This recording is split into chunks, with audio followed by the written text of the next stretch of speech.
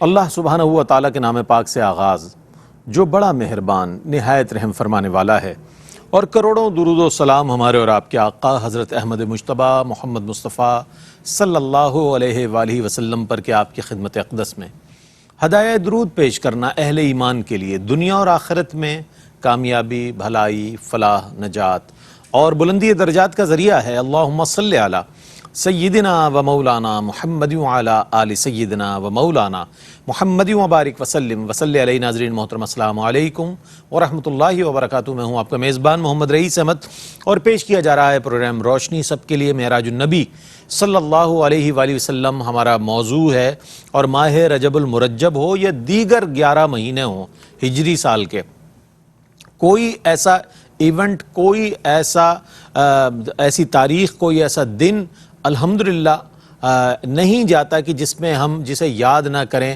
جس کے حوالے سے تاریخی واقعات آپ کی خدمت پہ پیش نہ کریں۔ اگر اعراس کے مواقع ہوں تو اہل اللہ کے حوالے سے بات ہوتی ہے۔ ماہ رجب المرجب کو ایک بڑی خوبی اور خصوصیت حاصل ہے، وہ یہ کہ پہلا عشرہ جو ہے وہ عشرہ ہے ولی کا عشرہ، یعنی خواجہ خواجگاں سلطان الہند خواجہ معین الدین چشتی اجمیری رحمۃ اللہ تعالیٰ علیہ کی چھٹی شریف پہلے عشرے میں منائی جاتی ہے۔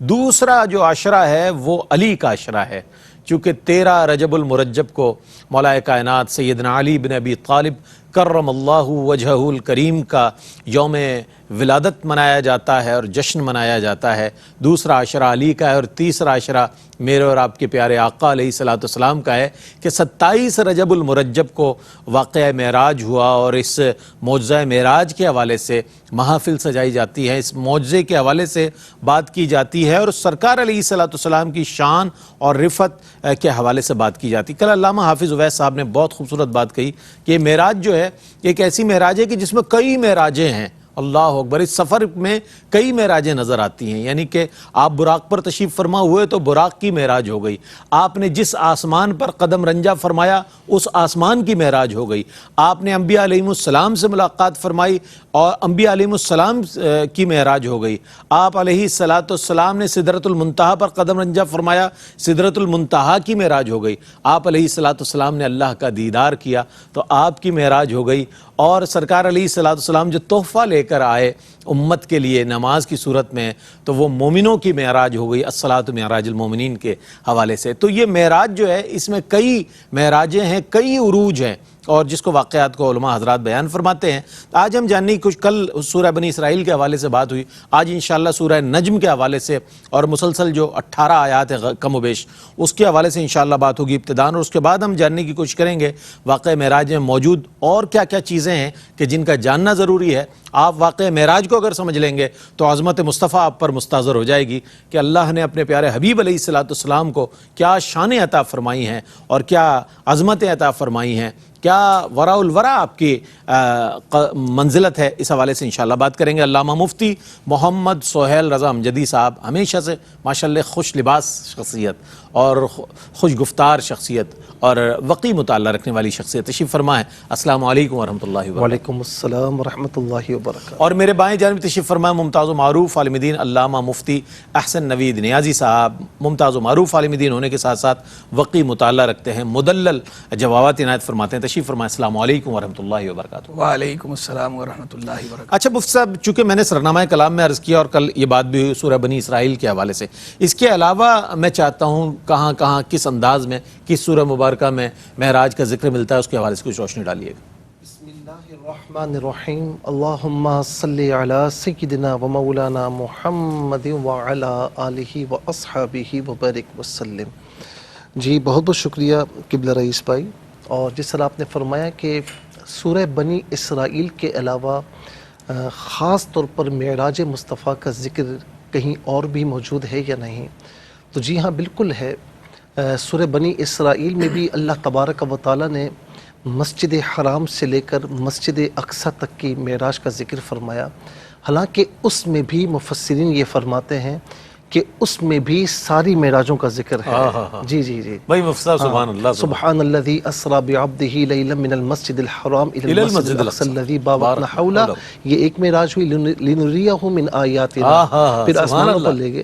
اچھا پھر اس کے ساتھ ساتھ انہ هو السمیع البصیر، سبحان بے شک بے شک بے شک کہ بے شک وہ سننے والا دیکھنے والا ہے۔ اور یہاں مفسرین نے بڑی پیاری بات کی کہ انہو، یہ ہو ضمیر سے مراد کون ہے؟ کچھ مفسرین نے کہا کہ اس سے مراد اللہ رب العالمین ہے، اور کچھ مفسرین نے کہا کہ اس سے مراد حضور نبی کریم صلی اللہ علیہ وسلم ہے۔ تو دونوں یہ کئی مفسرین کے اقوال کو جمع کیا جائے تو معراج کی رات جب یوں سمجھ لیجئے کہ فَقَانَ قَابَ قَوْسَيْنِ او ادنا کا مرحلہ تھا، تو حال یہ تھا کہ اللہ رب العالمین اپنے محبوب علیہ السلام کو ملاحظہ فرما رہا تھا، اور محبوب علیہ السلام اپنے رب تعالیٰ کا بلا حجاب دیدار فرما رہے تھے، اور وہ ان کی باتیں سن رہا تھا، یہ اس کی باتیں سماعت کر رہے تھے۔ تو یہ ہے، یہ اسے دیکھ رہا تھا۔ وہ کہتے ہیں نا کہ جو تجھے دیکھ لے وہ مجھے دیکھ لے، دیکھنے کا مزہ آج کی رات ہے۔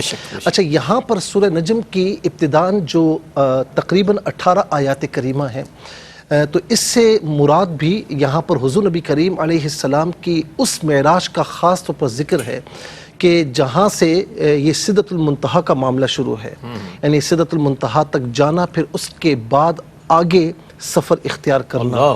اچھا والنجم اذا ہوا، نجم سے مراد مفسرین نے ثریا ستارہ بھی لیا ہے، نجم سے مراد جن سے نجم بھی لی ہے، جن سے ستارہ مراد لی ہے، لیکن سب سے اچھا نجم کا ایک معنی وہ گھاس جس کی ساق نہ ہو اور زمین پر پھیلتی چلی جائے، لیکن سب سے پیارا جو ترجمہ، جو سب سے پیاری مراد یہ ہے کہ نجم سے مراد حضور نبی کریم صلی اللہ تعالی علیہ وسلم ہے۔ اذا ہوا، اچھا یہ تھوڑا سا گرامر کی جو سمجھ رکھتے ہیں نا، یہ ہوا جو ہے یہ مکسور العین سے بھی آتا ہے، مفتوح العین سے بھی آتا ہے۔ مکسور العین سے مراد نیچے اترنا، اس میں حبوط ہے، اور مفتوح العین میں اوپر جانا ہے۔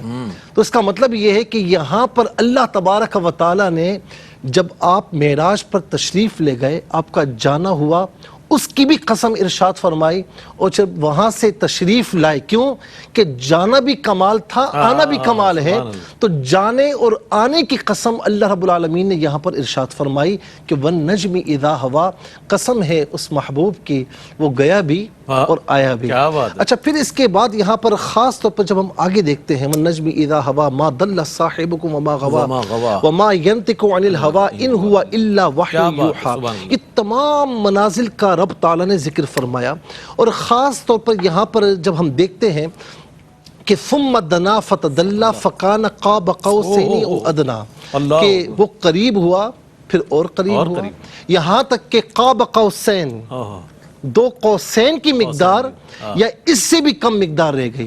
اچھا اب اس مقدار کو ہم بیان تو کر رہے ہیں، لیکن یہ لفظوں سے ماورا ہے، یہ سمجھ سے ماورا ہے۔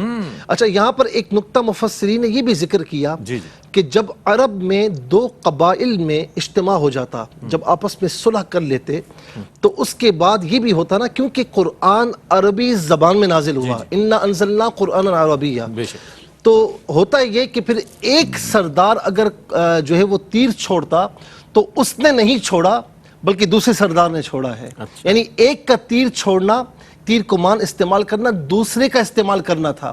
تو یہاں پر سمجھانے کے لیے یہ بھی کہا گیا کہ فَقَانَ قَوْبَ قَوْسَيْنِ او ادنا، یعنی اتنا قرب حاصل ہوا، اللہ رب العالمین نے اتنا قرب عطا فرمایا کہ اب محبوب تمہاری وہ منزل ہے جو آپ کا کہنا ہے وہ ہمارا کہنا ہے، جو آپ کی چاہت ہے وہ ہماری چاہت ہے، جو آپ سے محبت کرتا ہے وہ آپ سے نہیں ہم سے محبت کرتا ہے، جو آپ کی اطاعت کرتا ہے وہ ہماری اطاعت کرتا ہے۔ اور پھر خاص طور پر یہ بھی اس میں فرمایا فَأَوْحَا إِلَىٰ عَبْدِهِ مَا أَوْحَا، عبدہ، ہاں ویسے جبرائیل علیہ السلام لے کر آتے تھے نا، لیکن یہاں پر فَأَوْحَا إِلَىٰ عَبْدِهِ مَا أَوْحَا، یعنی محب نے، رب تعالیٰ نے جو چاہا اپنے محبوب سے کلام عطا فرمایا، محبوب کو کلام عطا فرمایا، اور جس چیز کی چاہی رب تعالیٰ نے وحی فرمائی۔ سبحان اللہ سبحان اللہ۔ یہ دیکھیں نعت بیان ہو رہی ہے، اور نعت میں موضوع ہے معراج مصطفیٰ صلی اللہ علیہ وآلہ وسلم۔ شعراء نے بھی وہ اپنے اپنے انداز میں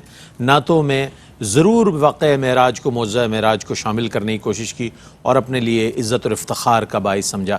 تو اب بات ہو رہی ہے، ہم اگر انبیاء علیہ السلام کی اگر سیرت پر نظر ڈالیں، ان کی سوانح پر نظر ڈالیں، تو انسان میں تجسس پیدا ہوتا ہے کہ موسیٰ کلیم اللہ کا تو ہم دیکھتے ہیں، حضرت موسیٰ علیہ السلام کا، کہ وہ کلام کرنے کے لیے کوہ طور پر تشریف لے گئے اور جو تجلی ظاہر ہوئی اس کے بعد پورا واقعہ ہے۔ لیکن حبیب خدا کی اگر بات کریں، محبوب خدا کی بات کریں، اور ان پر ان کو جو معجزہ عطا ہوا، کیا ایسا کوئی معجزہ انبیاء سابقین علیہ السلام میں بھی کہیں ملتا ہے؟ میں چاہتا ہوں اس پر کچھ ارشاد فرمائیے۔ بسم اللہ الرحمن الرحیم، صلی اللہ علیہ حبیبہ سیدنا و مولانا محمد وعلی آلہ وصحبہ بارک وسلم۔ دیکھیں، اللہ تبارک و تعالی نے انبیاء کرام علیہ السلام کو بہت فضائل، بہت کمالات عطا فرمائے۔ روئے زمین پر بسنے والے جتنے بھی انواع ہیں، اشخاص ہیں، ان کے اندر جو سب سے برگزیدہ گروہ ہے وہ گروہ انبیاء کرام علیہ السلام۔ سب کی اپنی اپنی شانیں ہیں، اللہ نے بڑی شانیں دیں، بڑے مناقب عطا فرمائے، فضائل عطا فرمائے، کمالات عطا فرمائے۔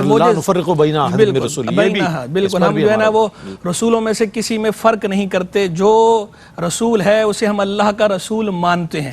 درجات کا تفاوت اپنی جگہ پر ہے، وہ بھی قرآن میں فضلنا بعضهم علی بعض، وہ بھی قرآن سے ہی ثابت ہے۔ تو سارے انبیاء کرام علیہ السلام اپنی اپنی جداگانہ شان کے مالک ہیں۔ اچھا مفتی صاحب، بہت اچھی بات، آپ نے بنیاد فراہم کر دی، اور اتنی اچھی بنیاد فراہم کی ہے کہ یہاں سے گفتگو سننے کا لطف مزید دوبالا ہو جائے گا۔ ایک مختصر سا وقفہ ہے، وقفے کے بعد لوٹیں گے، مجھے امید ہے آپ کا اور ہمارا ساتھ رہے گا۔ جناب خیر مقدم ہے آپ کا، معراج النبی صلی اللہ علیہ وآلہ وسلم کے حوالے سے بات ہو رہی ہے، اور یہ بھی جاننے کی کوشش کی جا رہی ہے کہ کیا انبیاء علیہ السلام، جتنے نبی کریم علیہ السلام سے پہلے انبیاء علیہ السلام گزرے، کیا انہیں بھی کوئی ایسا معجزہ عطا ہوا؟ مفتی صاحب نے بہت اچھی بات ارشاد فرمائی، میں چاہتا ہوں جی، تو میں گزارش کر رہا تھا کہ انبیاء کرام علیہ السلام جتنے بھی ہیں، اللہ نے سب کو اپنے اپنے کمالات اور فضائل اور مناقب عطا فرمائے، لیکن یہ خاص معراج آیا ہر نبی کو عطا ہوئی ہے یا نہیں ہوئی؟ تو پہلے یہ سمجھ لیں، یہ امر غیبی ہے، اسے اپنے قیاس سے، اپنی عقل کے ذریعے نہیں جانا جا سکتا۔ یہ امر غیبی ہے، جب تک قرآن و سنت کی نصوص موجود نہ ہوں اس وقت تک نہ تو ہم اس کا اثبات کر سکتے ہیں، نہ ہی اس کی نفی کر سکتے ہیں۔ یعنی اثباتاً نفیاً دونوں طرح کا کلام اس وقت تک نہیں کیا جا سکتا جب تک قرآن و سنت کی صریح نصوص موجود نہ ہوں۔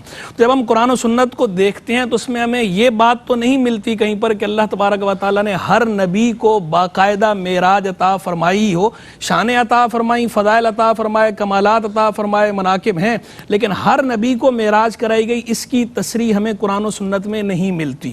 تو اس لیے ہم اس بات کا دعویٰ نہیں کر سکتے، کیونکہ دعویٰ بہرحال محتاج دلیل ہوتا ہے، لیکن ہم اس کی نفی بھی نہیں کر سکتے، اس لیے کہ نفی بھی مذکور نہیں قرآن و سنت میں کہ اللہ نے کسی نبی کو معراج نہیں کرائی، یا ہر نبی کو معراج نہیں کرائی، بعض کو کرائی یا بعض کو نہیں کرائی، اس کی نفی بھی موجود نہیں ہے۔ تو بہرحال دونوں احتمال اس کے اندر موجود ہیں، لیکن ہم کلام کریں گے جو ہمیں مذکور ملتا ہے، جو قرآن و سنت کے اندر جس کی صراحت ہے، ہم اس صراحت کی بنیاد پہ گفتگو کرتے ہیں۔ تو جب ہم صراحتوں کو دیکھتے ہیں تو ہمیں کچھ ایسے اشارے ملتے ہیں قرآن و سنت میں جن سے یہ پتہ چلتا ہے کہ بعض انبیاء کرام علیہ السلام کے ساتھ کچھ خصوصی ایسے معاملات رکھے گئے کہ جنہیں آپ معراج سے تعبیر کر سکتے ہیں۔ جیسے سیدنا موسیٰ کلیم اللہ علیہ نبی علیہ السلام کا جو خاص واقعہ ہے کہ جس طرح وہ کوہ طور پر گئے اور جس طرح اللہ تبارک و تعالیٰ نے وہ خاص تجلی ان پہ فرمائی، اور جس طرح اللہ تبارک و تعالیٰ نے ان سے کلام فرمایا، شرف کلام عطا فرمایا، وَكَلَّمَ اللَّهُ مُوسَىٰ تَكْلِيمًا، اس کو دیکھیں۔ یا سیدنا ابراہیم علیہ نبی علیہ السلام کے لیے جو قرآن میں ملتا ہے وَكَذَلِكَ نُرِي إِبْرَاهِيمَ مَلَكُوتَ السَّمَاوَاتِ وَالْأَرْضِ، اسی طرح ہم ابراہیم کو آسمان و زمین کی نشانیاں، بادشاہتوں کی نشانیاں دکھاتے ہیں۔ تو اب یہ جو نشانیاں دکھائیں گے اسے بھی آپ معراج سے تعبیر کر سکتے ہیں، لیکن صراحتاً وہ معراج جس معراج پہ ہم کلام کر رہے ہیں، جس معراج سے فوراً ذہن حضور جان عالم علیہ السلام کی طرف جاتا ہے، اس طرح کی معراج نہ کسی کو نصیب ہوئی ہے نہ کسی کو نصیب ہوگی سوا ہمارے آقا و مولا سیدنا محمد رسول اللہ صلی اللہ علیہ وسلم۔ یہ معراج صرف اور صرف آپ کا خاصہ ہے، اس پہ تصریحات موجود ہیں اکابر کی کہ یہ اس طرح کی معراج اللہ تبارک و تعالی نے صرف اور صرف ہمارے نبی کریم علیہ السلام کو عطا فرمائی۔ اور آپ دیکھیں نا کہ اس کے اندر جتنے بھی معاملات ہوئے سارے ہی یکتا اور یگانہ تھے۔ یہ ملاقات جیسے یگانہ اور یکتا ہے، ایسے ہی اس کے جو مراحل ہیں وہ سارے مراحل بھی اپنی اپنی جگہ یکتا اور یگانہ ہیں۔ دیکھیں کس طرح روح مال جسد، اللہ، جسم و روح دونوں کے ساتھ سرکار علیہ السلام کو لے کے جایا جا رہا ہے مسجد اقصی، مسجد الحرام سے. وہاں سارے انبیاء کرام علیہ السلام موجود ہیں. حضور جان عالم علیہ السلام نماز پڑھا رہے ہیں، سارے مقتدی بن کے پیچھے نماز پڑھ رہے ہیں. کیا کہا اعلیٰ حضرت نے؟ نماز اقصی میں تھا یہی سر، آیا ہوں مانی اول آخر، دست بستہ ہیں پیچھے حاضر، جو سلطنت آگے کر گئے تھے. اب باقی انبیاء کرام علیہ السلام اللہ کے دیدار کی تمنا کرتے رہے، لیکن اللہ کا دیدار کسی کو عطا نہیں ہوا. موسیٰ علیہ السلام کو بھی جواب کیا ملا تھا؟ لن ترانی، تم ہرگز مجھے نہیں دیکھو گے اس دنیا میں. اور اس دنیا میں انہوں نے دیکھا نہیں، صرف ایک تجلی ظاہر ہوئی. ربی ارنی، جی ربی ارنی، بالکل خواہش کی، تمنا کی، لیکن اللہ تبارک و تعالیٰ نے یہ فرمایا. لیکن محبوب کریم علیہ السلام نے تمنا نہیں کی، اس کے باوجود بلوایا گیا. اور ادنو یا احمد کی باتیں ہوئی، وہ جو اعلیٰ حضرت نے کہا نہ عرش ایمن نہ انی ذاہبن میں مہمانی تھی، نہ لطف ادنو یا احمد نصیب لن ترانی ہے. یہ جو حضور جان عالم علیہ السلام کو شرف ملا، تبارک اللہ شان تیری تجھی کو زیبا ہے بے نیازی، کہیں تو وہ جوش لن ترانی، کہیں تقاضے وصال کے تھے. یہ اللہ نے جو اپنا دیدار عطا فرمایا، اور کس شان کے ساتھ، کیسا پروٹوکول، کس طرح فرشتے حاضر ہیں، اور کس طرح جبریل علیہ السلام لے کے جا رہے ہیں. اور سدرۃ المنتہا پہ جا کے نوری فرشتوں کے سردار جبریل رک جاتے ہیں. شان خدا نہ ساتھ دے ان کے خرام کا وہ باز، سدرہ سے تا زمین جسے نرم سی اڑان ہے. جو سدرہ سے لے کے زمین تک ان کے لیے نرم سی اڑان ہے، لیکن سدرہ پہ جا کے وہ بھی رک گئے. آگے کون جا رہا ہے؟ آگے محبوب کریم علیہ السلام جا رہے ہیں، اور اللہ کا دیدار کیا. اس اللہ کے دیدار کے اشارے قرآن میں موجود، اور احادیث صحیحہ میں تو باقاعدہ تصریحات موجود ہیں. اور اکابر کی بات کریں تو امام حسن بصری رحمہ اللہ تو اللہ کی قسم کھا کے کہا کرتے تھے کہ نبی کریم صلی اللہ علیہ وسلم نے اللہ کو دیکھا ہے. اور جب امام احمد بن حنبل رحمہ اللہ سے کسی نے پوچھا کہ اللہ کا دیدار حضور نے کیا یا نہیں کیا، تو انہوں نے فرمایا اقولو بحدیث ابن عباس، میں حضرت عبداللہ ابن عباس کی حدیث کا معتقد ہوں، اس کا قائل ہوں کہ جو انہوں نے کہا تھا کہ حضور نے اپنے رب کو دیکھا ہے، 2 مرتبہ دیکھا ہے. کہتے ہیں بعین ہی را ربہ راہو حتی انقطع نفسہ، حضور نے اپنی آنکھوں سے اللہ کو دیکھا دیکھا دیکھا دیکھا دیکھا، یہاں تک اتنی مرتبہ کہا کہ سانس ٹوٹ گیا. یعنی ایک سانس میں جتنی مرتبہ کہا جا سکتا ہے، انہوں نے اتنے اس کے ساتھ کہا کہ یہ ظاہر کر دیا کہ بھئی سرکار علیہ السلام کا اللہ کا دیدار کرنا یہ اتنی پکی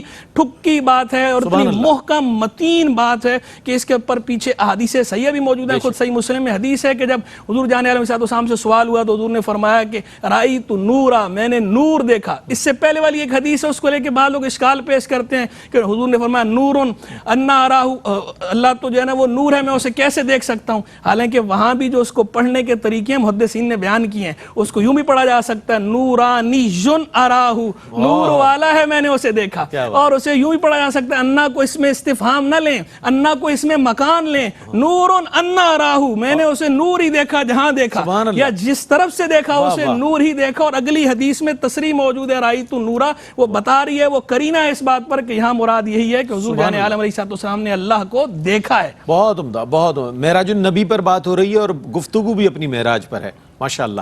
اور جس طرح فرمایا سیدنا ابراہیم علیہ السلام کے حوالے سے، سیدنا موسیٰ کلیم اللہ علیہ السلام کے حوالے سے، ان آیات کو پڑھنے کے بعد تو اس معراج النبی کی عظمتیں اور بڑھ جاتی ہیں، چونکہ اس کے تو مقامات بتائے جا رہے ہیں. سدرۃ المنتہا ہے، قاب قوسین ہے، اقصی ہے، وہ تمام مقامات کا ذکر قرآن فرما رہا ہے. اچھا، میں یہ چاہتا ہوں کہ اس کی توجیحات پر بڑی بات ہوتی ہے، حکمتوں کے حوالے سے فرمائے گا.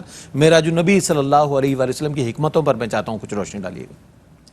دیکھیں قبلہ مفتی صاحب نے بڑے آسان انداز میں بیان فرمایا، جو اور انبیاء کی بھی معراج اور حضور نبی کریم علیہ السلام کی جو معراج ہے.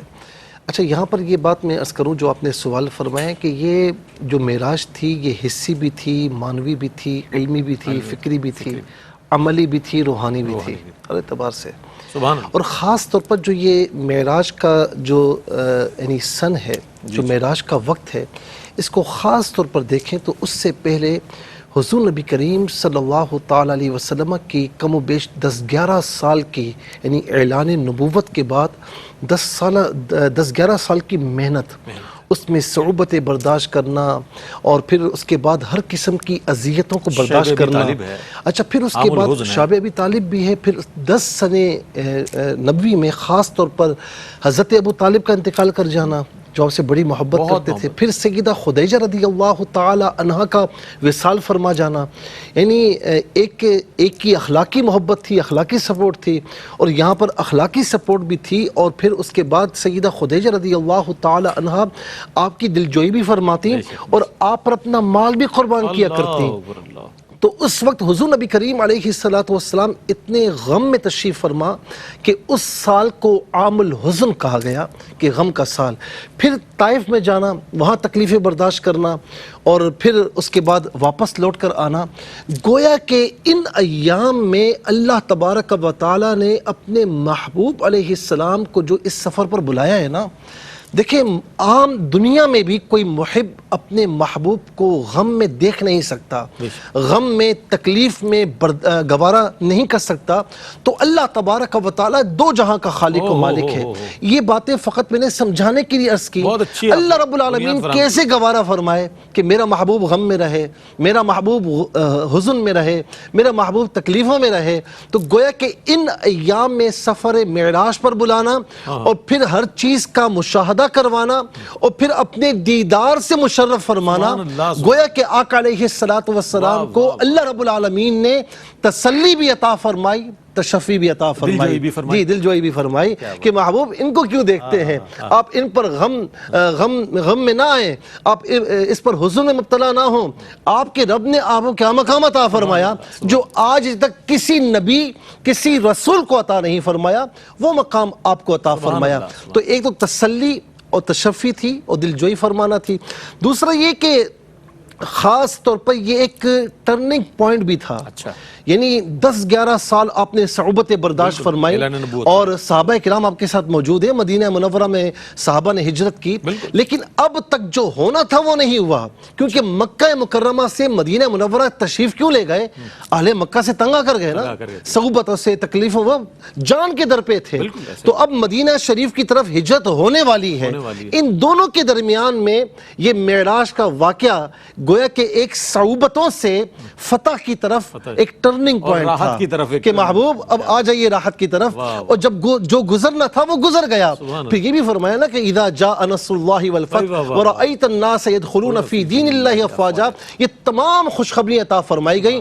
پھر اس کے بعد آپ دیکھیں کہ جب مدینے کی طرف ہجرت ہوئی تو غزوہ بدر ہوا، غزوہ احد ہوا. پھر اللہ رب العالمین نے وہ شان و شوکت عطا فرمائی کہ 8 سنہ ہجری میں اللہ رب العالمین نے فتح مکہ کی نوید سنا دی اور فتح مکہ ہو گیا. ایک تو یہ معاملہ بھی ہے. پھر دوسرا اس میں ایک چیز یہ بھی ہے کہ خاص طور پر امت کے معاملات میں بڑا پریشان رہا کرتے تھے. آپ کی پوری حیات طیبہ دیکھیں، ربی امتی یا ربی حبلی امتی. تو گویا کہ اس رات میں اللہ تبارک و تعالیٰ نے بلایا فَأَوْحَا إِلَىٰ عَبْدِهِ مَا أَوْحَا. اس کے تحت کئی مفسرین نے فرمایا کہ جو چاہا اللہ رب العالمین نے اپنے محبوب پر وحی فرمائی. اور یہاں پر درمیان میں کوئی نہیں، کوڈ ورڈز میں بات ہو رہی ہے، راز و نیاز ہو رہے ہیں. تو فرمایا کہ اس میں خاص طور پر اللہ رب العالمین نے اپنے محبوب علیہ السلام کو ان کی امت کے معاملات میں بھی تسلی و تشفی عطا فرمائی کہ آپ اپنی امت کے بارے میں اس طرح نہ ہو. وَلَسَوْفَ يُعْطِيكَ رَبُّكَ فَتَرْضَىٰ. اور یہاں پر میں یہ بھی کہوں گا کہ یہ معراج کا واقعہ اسلام کی عظمت کا نشان بھی ہے. میرے محبوب علیہ السلام کی عظمتوں کا، رفعتوں کا خاص طور پر اظہار بھی ہے. اور آخر میں یہ عرض کروں گا کہ لِنُرِيَهُ مِنْ آیاتنا. جب ہم حکمت کی بات کرتے ہیں تو رب تعالیٰ نے خود حکمت بیان فرما دی کہ لِنُرِيَهُ مِنْ آیاتنا. ہم نے بلایا اس لیے تاکہ ہم اپنے محبوب کو نشانیاں بتا دیں. اور سورہ نجم کی 18ویں آیت ہے لَقَدْ رَأَىٰ مِنْ آیَاتِ رَبِّهِ الْكُبْرَىٰ. ہمیں معمولی نشانیاں نہیں بتائیں، ہم نے اپنی بڑی بڑی نشانیاں اپنے محبوب کو عطا فرما دی، اپنے محبوب علیہ السلام کو ہم نے دکھائیں. اور اسی میں آخری بات کہ انبیاء کرام علیہ السلام نے اور رسول اعظام علیہ السلام نے سب نے آ کر دعوت توحید دی، تبلیغ فرمائی، اور سب کے سب برحق ہیں. لیکن بعض چیزیں ایسی ہیں کہ انبیاء اور رسول اعظام کو خبر بھی تھی، مشاہدہ بھی تھا، لیکن بعض ایسی چیزیں تھیں، خبر تھی مشاہدہ نہیں تھا، یا مشاہدہ بھی کروا دیا گیا۔ گویا کہ نبی علیہ السلام نے آ کر فرمایا کہ جتنے انبیاء تعلیمات لے کر آئے برحق لے کر آئے، تمہیں خدا کی توحید کی دعوت دی نا، لیکن مشاہدے کے بغیر دی، میں جس چیز کی دعوت دے رہا ہوں تو دیکھ کر بتا رہا ہوں۔ سبحان اللہ سبحان اللہ۔ ایک وقفہ ہے، وقفے کے بعد لوٹتے ہیں، مجھے امید ہے آپ کا اور ہمارا ساتھ رہے گا۔ خیر مقدم ہے، معراج النبی صلی اللہ علیہ وآلہ وسلم کے حوالے سے بات ہو رہی ہے، اور یقیناً بہت سے اہل فکر نے، اہل قلم نے اس پر بات کی کہ آیا معراج النبی صلی اللہ علیہ وآلہ وسلم جسمی ہے یا روحانی ہے، اس پر بھی کلام ہوا۔ پھر یہ کہ آپ علیہ السلام کا جانا تو معراج ہے ہی، لیکن لوٹ آنا امت کی طرف یہ بھی معراج ہے سرکار علیہ السلام کی، کیونکہ اپنا جانا اور ہے، ان کا بلانا اور ہے۔ تو یہ میں چاہوں گا اس حوالے سے مفتی صاحب بیان فرمائے کہ مفتی صاحب اس حوالے سے بھی اہل قلم نے گفتگو فرمائی، کیا فرمائیے گا؟ دیکھیں رئیس بھائی، میں کہتا ہوں کہ جانا بھی کمال تھا، آنا بھی کمال تھا، اور آنا جانا بھی کمال تھا۔ یعنی ایک تو ہے نا ایک بار جانا اور ایک بار آنا، لیکن جو بیچ میں بار بار سرکار علیہ السلام آئے گئے ہیں، وہ موسیٰ علیہ السلام کی فرمائش پر، وہ نمازوں کی تخفیف کے لیے، وہ بار بار آنا جانا، بے لقاء یار ان کو چین آ جاتا اگر بار بار آتے نہ۔ یہ جو بار بار حضور کا آنا جانا ہے، یعنی وہ ایک بار جانا یہ بھی کمال، ایک بار آنا یہ بھی کمال، اور یہ بار بار آنا جانا یہ بھی کمال ہے۔ یعنی اس کے اندر تینوں پہلو موجود ہیں، آنا بھی ہے، جانا بھی ہے، اور آنا جانا بار بار آنا جانا بھی ہے۔ اسی لیے اعلیٰ حضرت امام اہل سنت نے یوں تعبیر کیا تھا نا، کہ کسر دنا تک کس کی رسائی، جاتے یہ ہیں آتے یہ ہیں۔ یعنی یہ وہ ایک بار کا معاملہ نہیں ہے، یہ بار بار کا معاملہ ہے، بار بار آنا جانا ہے، اس لیے فرمایا کہ جاتے یہ ہیں آتے یہ ہیں۔ تو حضور جان عالم علیہ السلام جو گئے ہیں، وہ تو جس شان سے گئے وہ شان تو ظاہر ہے، اور اس پہ کافی کلام بھی ہو چکا۔ آنے کے حوالے سے جو بات کروں گا، دیکھیں سب سے پہلی بات تو یہ ہے کہ یہ سرکار علیہ السلام کا کمال ضبط ہے۔ آدمی کو بہت اچھی جگہ چلا جائے، اچھی چیز مل جائے، اس کے بعد دوبارہ اس سے کم تر چیز کی طرف یا اس سے کم تر جگہ کی طرف آدمی کا رجحان نہیں ہوتا، میلان نہیں ہوتا۔ یہاں میں یہ سمجھانے کے لیے بات کہہ رہا ہوں، ورنہ نہ تو وہ جگہ تھی اور وہ جگہ نہیں ہے، اسے جگہ سے تعبیر بھی نہیں کر سکتے، اسی لیے کہتے ہیں لا مکان۔ تو لوگ سمجھ لیتے ہیں کہ شاید لا مکان بھی کوئی جگہ کا نام ہے، کہ ایک جگہ مکان ہے اور ایک جو ہے وہ لا مکان ہے۔ تو مکان نہیں ہے وہاں، وہ مکان سے ماورا ہے، ٹائم اینڈ سپیس سے ماورا ہے، حدود و قیود سے باہر ہو گئے وہاں، حدود و قیود سے باہر ہوئے ہیں، تو وہ مکان نہیں ہے، تو اسے جو لا مکان کہا جاتا ہے، مطلب یہ ہوتا ہے کہ وہ کوئی جگہ نہیں ہے، اسی لیے اس کا کوئی لا مکان کے مکی ہوئے، سر عرش تخت نشین ہوئے۔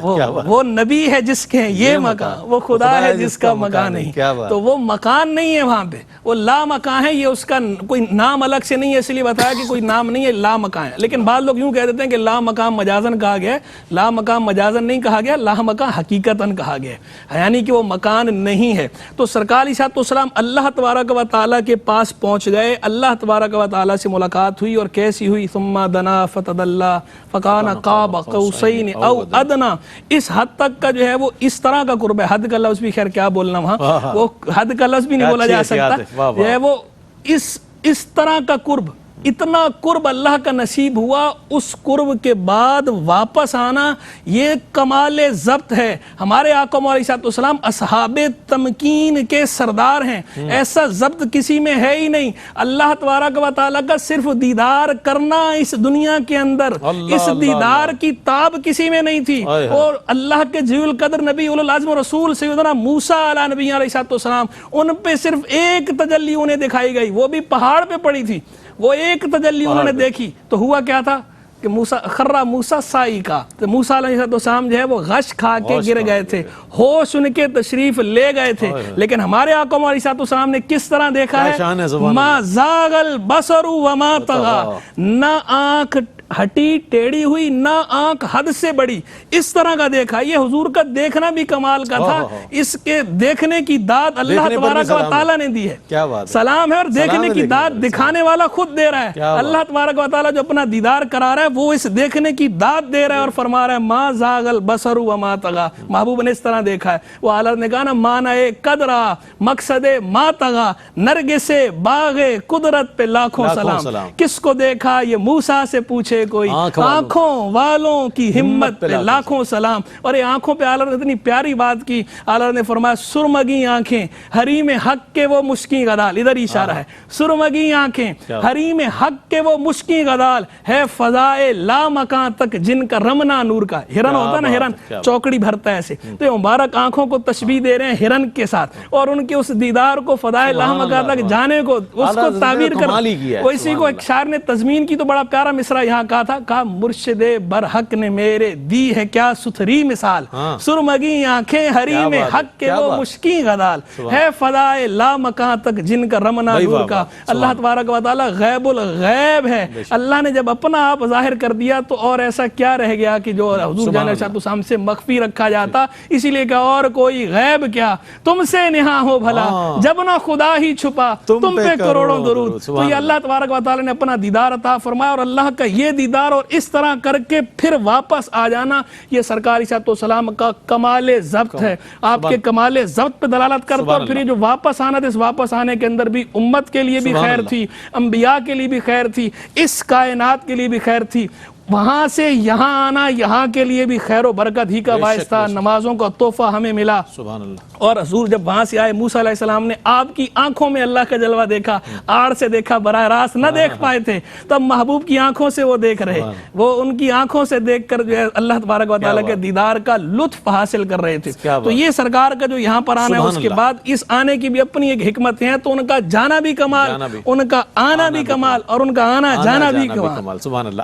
اچھا, کئی ایسے اشعار ہیں اعلیٰ حضرت عظیم البرکت مجدد دین و ملت پروانہ شم رسالت مولانا شاہ احمد رضا خان فاضل بریلوی رحمۃ اللہ تعالی علیہ کے کہ متعدد نعتوں میں معراج مصطفیٰ صلی اللہ علیہ وسلم کو آپ نے نظم کیا ہے, لیکن قصیدہ معراجیہ جو ہے اس کو آپ پڑھیں. اور انشاءاللہ یہ جو شان معراج کے عنوان سے ہم جمعرات کو آپ کی خدمت میں حاضر ہونے والے ہیں 6:30 بجے سے, اور رات گئے تک یہ اسپیشل ٹرانسمیشن جو پیش کی جانے والی ہے, اس میں قصیدہ معراجیہ انشاءاللہ ضرور سنیے گا, اور بڑی پرکیف محفل ہوگی. ضرور آپ اس کا حصہ بنیں. اچھا مفتی صاحب, چونکہ آخری سوال ہے اور آپ کی خدمت میں حاضر ہو رہا ہوں, یہ فرمائیے گا کہ ہم کسی بھی شخص کے پاس یا صاحب ثروت کے پاس جاتے ہیں, یہ تو حکم الحاکمین کی طرف سفر ہے, تو وہاں سے جو تحفہ ملا ہے وہ کون سا تحفہ ہے؟ کسی شاعر نے کیا خوب کہا, بھی میں جو بات سن رہا تھا کہ یاد ہے مجھ کو طور پر تیری وہ لن ترانیاں, ان سے کہا نہیں یار کو سب بتا دیا. اچھا, پھر اس میں ایک خاص نقطہ یہ بھی ہے کہ یہ جو 50 نمازیں ملیں, ٹھیک ہے نا. اچھا, اللہ کے پیارے محبوب علیہ السلام نے کیا عرض کی, التحیات للہ والصلوات والطیبات, تمام تحیات, تمام عبادات, تمام چیزیں تیرے لیے ہیں, اللہ کے لیے ہے. تو وہاں سے پھر کیا جواب آیا, السلام علیکہ ایھا النبی, سلامتی ہو تجھ پر اے نبی. تو آپ نے کیا عرض کی کہ صرف مجھ پر سلامتی نہ ہو, میری امت پر بھی سلامتی ہو, ٹھیک ہے نا. علینا وعلی عباد اللہ الصالحین, سب پر, اور ہمارے جو نیک بندے ہیں ان پر بھی. اچھا, یہاں پر آپ دیکھیں کہ حضور نبی کریم علیہ السلام اپنی ساری جو حمد و ثنا, ساری عبادات, ریاضتیں اللہ کی بارگاہ میں, تحیات للہ. اچھا, وہاں سے تحفہ کیا ملا, حضور نبی کریم علیہ السلام کو جو سب سے عظیم تحفہ ملا امت کے لیے, وہ نماز ہے. وہ نماز ہے. حضور نبی کریم علیہ السلام کی معراج یہ ہے کہ آپ سفر معراج کو گئے, اللہ رب العالمین سے ہم کلام بھی ہوئے اور اس کا دیدار بھی بلا حجاب کیا. لیکن اس امتی کی معراج کیا ہے, اس امتی کی معراج یہ ہے کہ وہ اس رات کے واقعے کو یاد کرتے ہوئے اپنے آپ کو نماز کا پابند بنا لیں. یہ اس کی معراج ہے. یہ بھی کہا گیا نا کہ الصلاۃ معراج للمؤمن, کہ نماز مومن کے لیے معراج ہے. یہ الصلاۃ معراج المؤمن, کہ مومن کی معراج ہے. تو یہی معراج ہے نا کہ شب معراج یہ نماز ہمیں ملی. تو اس واقعے کو ہم ضرور سنیں, ساری چیزوں کو ضرور پڑھے سنیں, لیکن نماز کو نہ بھولیں کہ آقا علیہ السلام کو وہ معراج عطا ہوئی, اور ہم اگر معراج حاصل کرنا چاہتے ہیں تو ان کی اتباع میں ہم 5 وقتہ نماز جو ہے وہ پابندی سے پڑھ لیں. وہ علامہ اقبال نے کہا نا کہ اسی طرف اشارہ کیا, میں دوسرا مصرع اس کا پڑھ رہا ہوں کہ یہ تیرے نقش پا کی تلاش تھی جو جھکا رہا میں نماز میں. ہاں, مجھے کیا کام تھا رکوع سے, مجھے کیا خبر تھی سجود کی, تیرے نقش پا کی تلاش تھی. میں پہلے نہیں پڑھ رہا تھا لیکن ہم نے پڑھ دیا. تو یہ ساری چیزیں تیری اتباع میں ہیں. حضور نبی کریم علیہ السلام نے جو پڑھا وہ نماز ہے, اور ہم ان کی اتباع میں, ان کے نقش قدم پر چلتے ہوئے اس فرائض کو ہمیں بھولنا نہیں چاہیے. آج معاملہ کیا ہے, کہ ہم حضور علیہ الصلوۃ والسلام کی محبتوں کے دعوے دار بھی ہیں اور ہم ہر چیز بڑے تم تراک سے مناتے ہوئے نظر آتے ہیں. منائیے، ضرور منائیے. جس نے عید میلاد النبی بھی منائی ہے اور اس شب معراج کی رات، شب معراج اس رات کو بھی منائیے، بالکل یاد کیجئے. لیکن اس کا مطلب یہ نہیں کہ فرائض واجبات سے دور ہو جائیں. ہماری سب سے بڑی ذمہ داری یہ بنتی ہے، ہاں استثناء نہیں ہے. اگر آپ پڑھ نہیں سکتے، آپ کھڑے ہو کر نہیں پڑھ سکتے، بیٹھ کر پڑھ لیں. نہیں پڑھ سکتے اشاروں سے پڑھ لیں، لیٹ کر پڑھ لیں. پڑھنی ہے نماز، صحیح نا، نماز پڑھنی ہے. حضور نبی کریم علیہ السلام نے کسی حال میں چھوڑی نہیں ہے. تو آقا علیہ السلام کی اتباع میں ہمیں اس جو فرائض ہیں یہ نماز کی صورت میں ہمیں اس کی پابندی ضروری ہے. جی، آنکھوں کی ٹھنڈک قرۃ عینی فی الصلاۃ، نماز میری آنکھوں کی ٹھنڈک ہے. اور میں خاص طور پر ایک بات عرض کروں کہ آج ہم 5 نمازیں نہیں پڑھ رہے، وہ تو 50 نمازیں ہوتی تو کیا کرتے؟ میرے خیال میں پھر ایک بھی نہ پڑھتے. ٹھیک ہے نا. موسیٰ علیہ السلام نے مدد کی کہ یا رسول اللہ یہ آپ کی امت پڑھے گی نہیں. اور یہاں پر حضرات محدثین فرماتے ہیں کہ موسیٰ علیہ السلام کو اپنی امت کا کچھ تجربہ تھا، اسی لیے آپ نے فرمایا کہ وہ 50 نمازیں نہیں پڑھے گی، کم کراتے کراتے 5 تک. تو موسیٰ علیہ السلام نے یہ بھی عرض کی کہ یا رسول اللہ یہ بھی آپ کی امت نہیں پڑھے گی. فرمایا کہ اب مجھے اپنے رب تعالیٰ کی بارگاہ میں جانے سے حیا آتی ہے. تو اللہ نے اپنے محبوب کی خاطر 5 نمازیں کی. لیکن کیا فرمایا کہ ہماری تو زبان ہے، ہمارا کہنا ایک ہی ہے، ہمارا قول واحد ہے. اے محبوب آپ کی امت میں کوئی 5 پڑھے گا اسے 50 کا ثواب عطا فرمائے. مفتی صاحب بہت شکریہ ادا کروں گا آپ کی تشریف آوری کا. آپ کی تشریف آوری کا بہت شکریہ. بہت خوبصورت کلام ہو رہا ہے معراج النبی صلی اللہ علیہ وآلہ وسلم کے حوالے سے. انشاءاللہ کل بھی ہم حاضر ہوں گے اور جمعرات کو تو بڑی اور گرینڈ ٹرانسمیشن انشاءاللہ پیش کی جا رہی ہے. اور دیدہ قاصد اسرا پہ صحیفہ اترے، دیدہ قاصد اسرا پہ صحیفہ اترے، قاب قوسین ہے کیا، قرب کی منزل کیا ہے، کہکشاں تیری بدولت ہمیں ادراک ہوا، نقش پائے شہ والا سے مماثل کیا ہے، اور اثر روب جمال شہ خوباں سے رشید، زرد سورج کا ہے چہرہ مہ کامل کیا ہے. اسی کے ساتھ اپنے میزبان محمد رئیس احمد کو اجازت دیجیے. اللہ حافظ.